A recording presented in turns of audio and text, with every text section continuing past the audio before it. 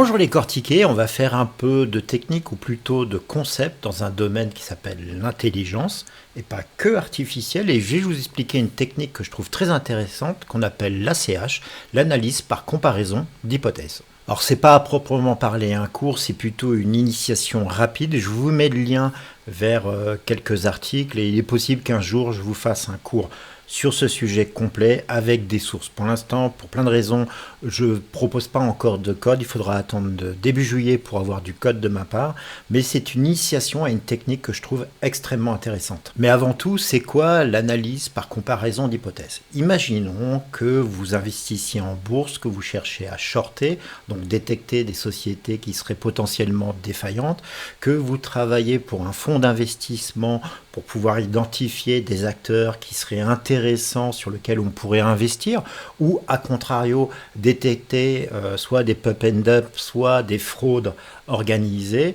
L'ACH est une des techniques très intéressantes qu'on peut utiliser. Voilà, alors on passe sur mon... Oui, je vous ai fait quelques diapos, et ouais quand même. Donc, il faut savoir que quand on fait ce travail de collecte d'informations, en fait, on a trois étapes. Le what, c'est les données qu'on collecte, donc on a un processus de collecte, et c'est ce qu'on récupère. Le so what, c'est ce qu'on peut analyser et déduire des informations qu'on a collectées. Et enfin, le what next, c'est l'étape où on va déterminer ce qu'on fait en termes de prise de décision avec les informations qu'on a récupérées. On a donc une étape de collecte d'informations. Quand on travaille dans nos domaines comme l'intelligence artificielle, ça peut être l'utilisation de web scrapers, de flux RSS, de visites, donc de sites web spécialisés dans certains domaines, ou même de flux d'informations avec des personnes humaines qui vont vous remonter de l'information. Alors, il ne faut pas oublier que quand vous avez des sources d'informations, il faut les coter. Donc, par exemple, l'OTAN a un système de cotation du renseignement. Je vous ai mis ça en commentaire, mais vous pouvez faire votre propre système de cotation. Par exemple, on peut avoir une source qui soit très fiable et très proche de l'information, de l'événement dans certains domaines, et dans d'autres domaines qui soient de mauvaise qualité. Tout ça nécessite la mise en place de matrices de cotation, d'évaluation, mais donc on a vraiment tout un track collect où nous, quand on fait de l'IA, on va faire du web scraping avec extraction d'entités, analyse de sentiments, etc., etc. C'est une chose que j'avais fait d'ailleurs dans le passé pour une salle de marché, pour une banque, une grande banque française. Mais c'était pour les bureaux du Luxembourg au passage. Après le travail de collecte, on a une autre étape qui est le travail d'analyse. Ce qu'on peut faire avec ces différentes données. Donc on a deux niveaux d'analyse globalement. On a de l'analyse qui part de la data, et puis après on a de l'analyse qui fait des cross-checks, qui fait de la cross-analysis entre différents résultats d'analyse précédentes. C'est d'autres techniques qu'on va utiliser dans ce cas précis. Et enfin, là, le what next, c'est la prise de décision. Donc on peut soit faire de ce qu'on appelle la dissémination, c'est-à-dire qu'on va diffuser des résultats de nos analyses avec des prescriptions d'actions et d'activités, soit on va utiliser tout simplement, par exemple, si vous avez travaillé sur de l'automation, vous allez démarrer des workflows pour faire des traitements spécifiques et particuliers. Il y a un concept que je trouve intéressant, c'est un peu ce que j'appelle moi le cercle d'intelligence en matière de documents ou de data. Globalement, on a un quatrième track qui est la gouvernance. La gouvernance, c'est ce qui définit un peu les objectifs, le besoin, et qui va nous permettre de dire, là, il nous faut plus de collecte, moins de collecte, on va travailler plus sur ce secteur, moins sur ce secteur-là. Donc définir clairement les besoins et planifier l'organisation de tout le travail nécessaire pour réaliser ces besoins, c'est la première étape. La deuxième étape, c'est la collecte de données et de documents, alors de différents types. On peut avoir des documents qui sont stockés dans des ECM par exemple, on peut avoir des documents qui sont collectés à l'extérieur via des web scrapers, via des aspirateurs de sites web, via des flux RSS, ou même remontés par des personnes extérieures. Tous ces documents et tout le vrac numérique associé nécessite aussi, dans ce cas précis, de faire du pré-processing. Ça veut dire en gros, on va faire des traitements pour rendre ces documents utilisables facilement par les analystes, y compris en les cotant, en les scorant sur différents aspects, comme la qualité, comme peut-être des copier-coller, détecter des patterns, etc. On a enfin l'étape d'analyse, où là on va avoir non plus un travail de collecte, mais un travail d'analyste, où où on va analyser le contenu de toutes ces données pour produire une compréhension, c'est le fameux so what, hein, et quoi encore. Et en finale, on a la cinquième étape qui est la dissémination, où en fait, on va distribuer ce résultat, c'est le what next, et déclencher des actions humaines de recouvrement, de détection de fraude, de signalement, etc., etc., etc. Avant d'entrer dans les détails, qu'est-ce que c'est globalement l'analyse par comparaison d'hypothèses? Prenons un cas juste avant le départ des Américains de Kaboul et d'Afghanistan, on va dire même quelques semaines avant.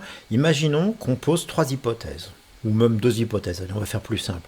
L'hypothèse que les talibans vont bien arriver à Kaboul et que les Américains vont partir puisqu'ils sont en train de perdre cette guerre, ou l'hypothèse que les Américains vont résister et repousser les talibans. On pourrait rajouter une 3e hypothèse qui serait un status quo et on reste dans la situation actuelle, mais pour l'illustration de cette explication rapide, on va s'en contenter de 2 hypothèses.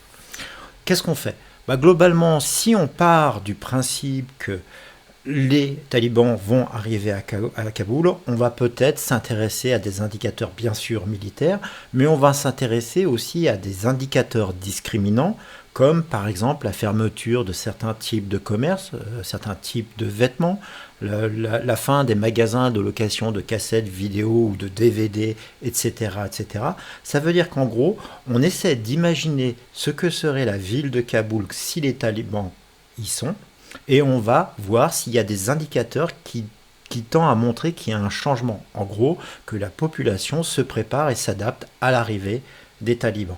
Et réciproquement, on va chercher aussi des indicateurs qui prouveraient que les talibans, par exemple, sont en train de reculer. Et on pourrait à la fois s'intéresser sur des informations observationnelles fournis par les militaires, mais aussi sur d'autres types d'indicateurs liés à l'activité économique, à l'activité socio-culturelle et humaine. C'est tous ces petits indicateurs, discriminants par essence, qui vont nous permettre de faire de l'analyse par comparaison d'hypothèses. Si on rentre un peu plus dans le détail, globalement, première étape, on formule des hypothèses et on définit et on énonce clairement les hypothèses concurrentes qui pourraient expliquer les différents types d'observations.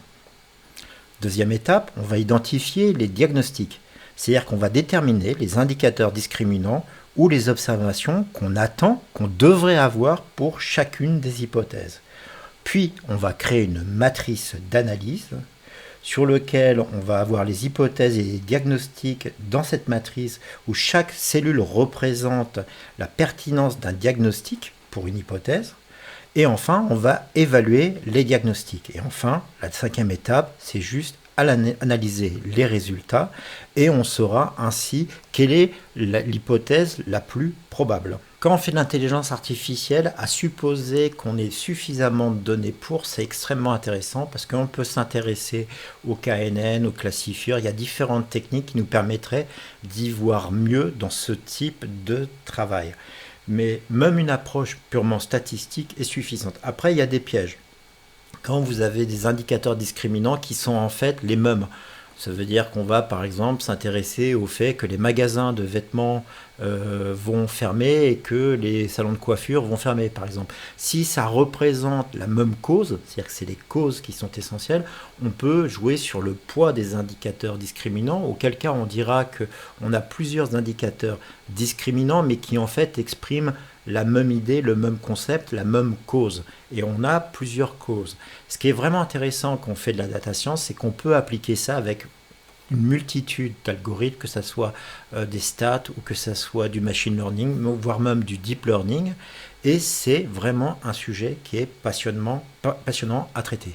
Chose intéressante quand on travaille dans le monde des GED, des gestions électroniques de documents ou en anglais ECM, c'est toujours intéressant, par exemple, si vous êtes une assurance, une banque, etc., de mettre en place ces systèmes de collecte d'informations pour pouvoir déclencher des workflows à partir de vos ECM, puisque c'est dans vos ECM que vous allez avoir des documents, par exemple sur KYC, donc Know Your Customer, ou d'autres normes type MiFID et compagnie.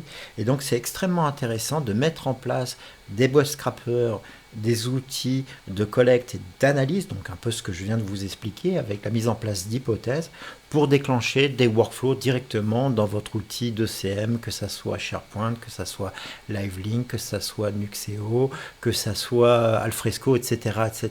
C'est vraiment un petit plus qui est extrêmement intéressant puisque lors des entreprises et dans les documents, j'insiste là-dessus, c'est vraiment sincère, il y a énormément de choses à en tirer et le track que je vous ai présenté fait partie des choses intéressantes à mettre en avant.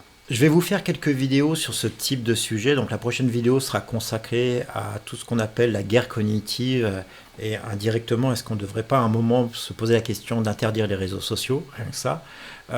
L'idée c'est de vous donner plutôt des outils, des éléments, alors vous trouverez tout en commentaire pour aller plus loin, mais c'est vraiment de vous donner des idées qui sont extrêmement intéressantes à mettre en production. Moi, depuis que j'ai fait des web scrappers pour les élections présidentielles de 2017 puis de 2022 et que je vais remettre en route cet été pour la prochaine élection de 2027, j'ai utilisé ce type de technique et franchement, c'est non seulement très intéressant, passionnant et assez, comment dire, assez troublant.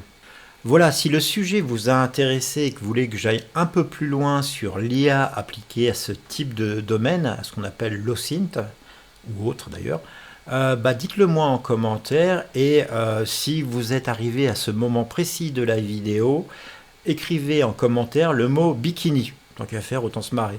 Et puis faites des blagues dessus comme d'habitude.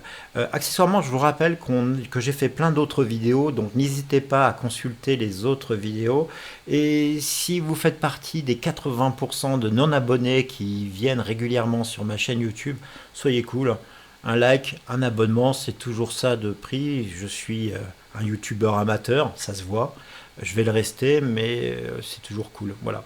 Ceci étant dit, je vous remercie énormément. J'ai eu l'oreille qui me gratte, donc c'était pas très élégant. Et puis à bientôt pour une prochaine vidéo. Ciao à tous.